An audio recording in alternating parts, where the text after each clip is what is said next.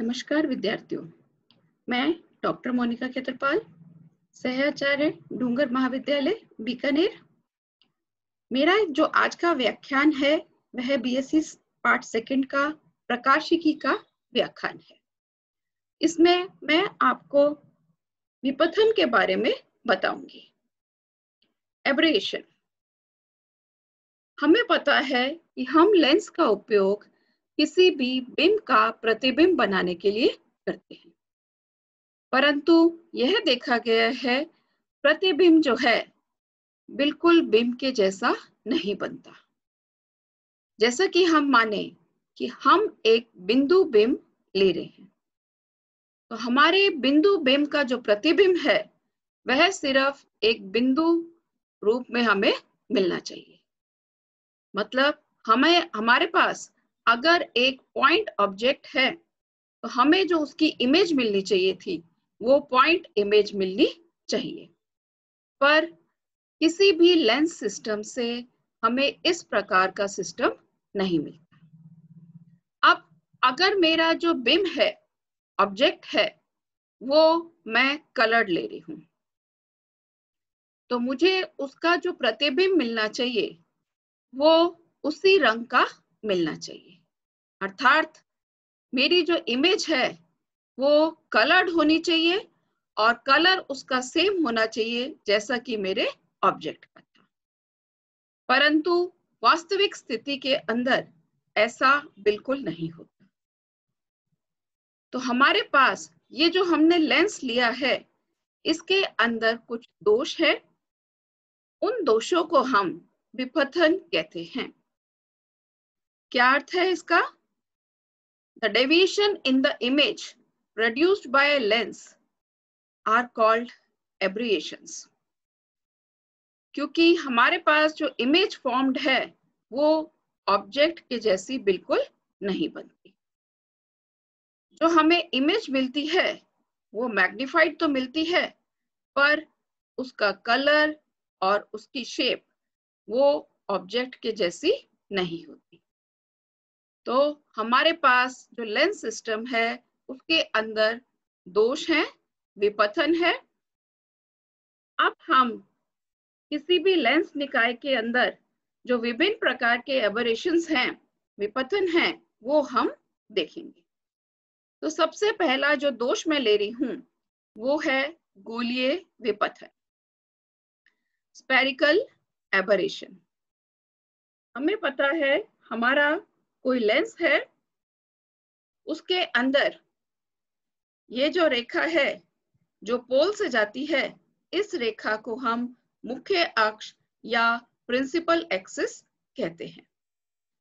अब इसके अंदर मैं क्या मान रही हूं, हमारे पास एक बिंदु बिंब है वो अनंत के ऊपर स्थित है। मतलब मैंने एक पॉइंट ऑब्जेक्ट लिया है जो कि इंफिनिटी के ऊपर सिचुएटेड है। अब उस बिंदु से प्रकाश इसके ऊपर आपतित हो रहा है। चूंकि बिंब मेरे पास अनंत पे है तो उससे जो आपतित किरणें आएंगी वो मुख्य अक्ष के समानांतर आएंगी। That means these rays will be, incident rays will be parallel to the principal axis। ये हमने किरणें, आपतित किरणें दर्शाई हैं।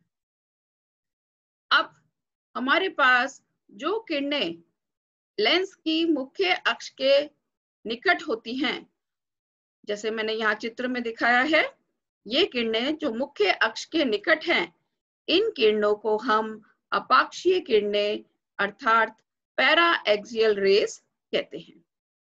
जो पैरा एक्सियल रेस हैं, इनका जो डेविएशन होता है यह बहुत कम होता है, तो विचलन इनका कम है। तो मैं ये दिखा रही हूं कि ये विचलन के पश्चात मुख्य अक्ष के ऊपर एफपी बिंदु जो कि फोकस है इसके ऊपर आकर के मिलती है। चूंकि बिंब ऑब्जेक्ट जो था वो इंफिनिटी पे था, इसलिए हमारा जो प्रतिबिंब बनेगा वो फोकस पे बनेगा। तो एफपी पॉइंट कौन सा हो गया मेरा? Focus point. ये तो हमने बात की है मुख्य अक्ष के समीप की किरणों की। इन किरणों को हम कहते हैं उपाक्षीय किरणें अर्थात पैराएक्सियल रेज। अब हम मुख्य अक्ष से जो दूर की किरणें हैं अर्थात जो किरणें लेंस के किनारों पर आपतित होती हैं उनको देखें तो उन किरणों को हम सीमांत अर्थात मार्जिनल रेज कहते हैं। ये जो किरणें हैं इनके लिए विचलन डेविएशन ज्यादा होता है और ये किरणें भी फोकस पे आएंगी। तो हमारे पास इन किरणों के लिए हमने मुख्य अक्ष के ऊपर जो फोकस बिंदु लिया है उसको FM से दर्शाया है।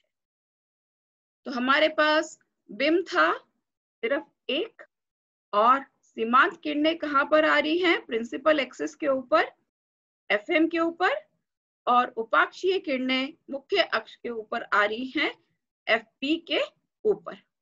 अब मार्जिनल रेज और पैराएक्सियल रेज इनके बीच की जो किरणें हैं वो इस लेंस से अपवर्तन के बाद इस प्रिंसिपल एक्सिस के ऊपर FM से FP के बीच के ऊपर आके फोकस होंगी। अर्थात हमने सिर्फ एक बिंदु बिंब लिया था जिसका प्रतिबिंब हमें सिर्फ एक बिंदु रूप में मिलना चाहिए था, वो ना मिलकर के एक FM से FP के बीच में फैला हुआ प्रतिबिंब मिल रहा है। That means a point object, when a point object is taken, then we are not able to get a point image, but the image so formed is extended between FM and FP. This type of defect is termed as spherical aberration. तो हमारे पास ये जो दोष उत्पन्न हुआ है lens का, इसको हम गोलीय विपथन कहते हैं। अभी तो यहाँ पर हमने जो हमारा बिंब लिया था वो हमने माना था अनंत के ऊपर। अब मैं मान रही हूं कि हमारा जो बिंब है वो हम मुख्य अक्ष के ऊपर ही ले रहे हैं। तो मुख्य अक्ष के ऊपर बिंब लें तो हमारी जो उपाक्षीय किरणें हैं, पैराएक्सियल रेज हैं, उनका प्रतिबिंब मेरे पास बनेगा IP के ऊपर, और जो सीमांत किरणें हैं, मार्जिनल रेज हैं, उनका प्रतिबिंब मैं मान रही हूं IM के ऊपर बन रहा है। तो यहाँ पर भी एक बिंदु बिंब का प्रतिबिंब मुझे फैला हुआ मिल रहा है। तो ऑब्जेक्ट स्पेस के अंदर मेरे पास ऑब्जेक्ट कैसा था? पॉइंट फॉर्म में, और इमेज स्पेस के अंदर जो इमेज बन रही है वो बिल्कुल स्प्रेड शेप के अंदर मिल रही है। अब IP और IM के बीच का मैं दूरियों का मैं अंतर निकाल रही हूँ। तो ये जो अंतर है यह अक्षीय गोलीय विपथन को रिप्रेजेंट करता है। That means IP minus IM बराबर ASA। इसको हम एक्सियल या लॉन्गिट्यूडनल स्फेरिकल एबरेशन भी कहते हैं। ये तो है जब मैंने जो मेरा बिंब लिया है यह अक्ष के ऊपर माना है। जब मैंने स्थिति अनंत के ऊपर लिया था बिंब, तब उस स्थिति के अंदर मेरे पास ASA का मान कितना आएगा? FP minus FM। चूंकि बिंब ऑब्जेक्ट जो है वो इंफिनिटी पे था, तो इमेज जो बनती है वो फोकस पे बनती है, इसलिए हम दूरियों को लिख रहे हैं FP और FM। तो मेरे पास ASA एक्सियल स्फेरिकल एबरेशन का मान आ गया FP माइनस FM। अब हमारे पास इस लेंस के अंदर दोष है। हमें स्थिति ऐसी रखनी है कि यह दोष हमारा लेंस का न्यूनतम हो। तो मिनिमम कंडीशन हमें निकालनी है। यह करने के लिए हम क्या कर रहे हैं विद्यार्थियों? हम यहाँ मुख्य अक्ष के ऊपर इसके लंबवत एक स्क्रीन रख रहे हैं। ये मैंने पर्दा रखा है। अब हमारा जो बिंब है, बिंदु रूप में है, उसका प्रतिबिंब इमेज मुझे मिल रही है एक वृत्ताकार चकती के रूप में। इमेज कैसी मिली है मुझे? एक पॉइंट ऑब्जेक्ट की एक सर्कुलर डिस्क की फॉर्म में इमेज मिली है। मैं मेरी स्क्रीन को आगे पीछे इस तरह से शिफ्ट करूंगी कि मेरे पास जो सर्किल है उसका डायामीटर मुझे मिनिमम मिले। तो ये जो कंडीशन है जहां पर डायामीटर मुझे मिनिमम मिल रहा है, उस कंडीशन को हम अस्पष्टता का लघुत्तम वृत्त कहते हैं, सर्किल ऑफ लीस्ट कंफ्यूजन कहते हैं। और ये जो मेरा सर्किल बन रहा है इमेज, इसका जो व्यास है उसको हम पार्श्व गोलीय विपथन कहते हैं। That means the diameter of circle, which is the image of point object, it is termed as lateral spherical aberration.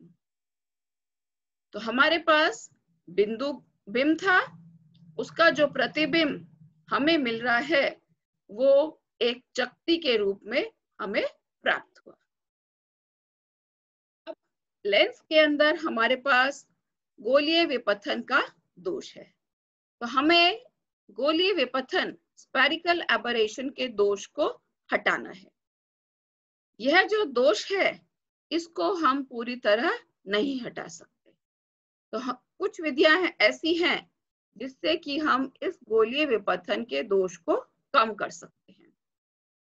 यह जो गोलीय विपथन का दोष है यह प्रोपोर्शनेट होता है, ये जो हमारा लेंस है इसकी वृत्ताकार जोन की त्रिज्या के समानुपाती होता है। अब चूंकि हम कभी भी लेंस की त्रिज्या शून्य नहीं कर सकते, अतः किसी भी लेंस के अंदर यह दोष रहेगा, तो हमें उसको न्यूनतम करना है।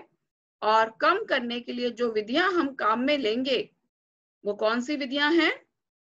पहली विधि है हम स्टॉप्स का यूज कर सकते हैं, अवरोधक का उपयोग करेंगे। दूसरी विधि के अंदर हम समतोत्तल लेंस का उपयोग करेंगे। तीसरी विधि है कि हम एक क्रॉस लेंस का यूज कर सकते हैं।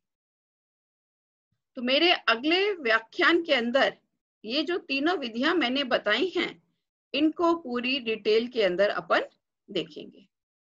तो आज के जो मेरे व्याख्यान से है छात्रों, आपको ये समझ में आ गया होगा कि विपथन क्या होता है और विपथन का एक प्रकार का जो दोष है गोलीय विपथन, उसकी क्या अवधारणा है।